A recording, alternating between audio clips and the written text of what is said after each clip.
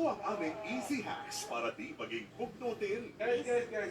Huwag mainit ang ulo. Mom Angel, don't you worry. Number 1, huwag matatakutin. Careful you are doing this. Hindi na tayo pwede bumakaw. Dito na tayo. Para number 2, makapag-adventure din. May plano na lang sila. Napakaisama ako. Eh, naku, good luck. Hindi ako makakasama sa inyo, no? Pasalubungan nyo na lang ako. Number 3, palaging mag-self-care. Deserve mo lahat yan, di ba? Sa lahat ng taon na tinitiis mo ko, iniintindi mo ko. And number 4, makipag-socialize. Kapi ka ba? Bakit? Kasi pinagbibilis mo ang tibok ng puso ko. Kahit ano pang trip ninyo, sure na di kayo mababagot kapag kasama kami. Dahil sa andok naming free movies for the whole week. Yes, sagot na namin uli ang entertainment nyo. Kaya say no more to Irita Days. And let's all go on a Pinoy movie date every day. Dito lang sa iHeart Movies. Experience all the feed.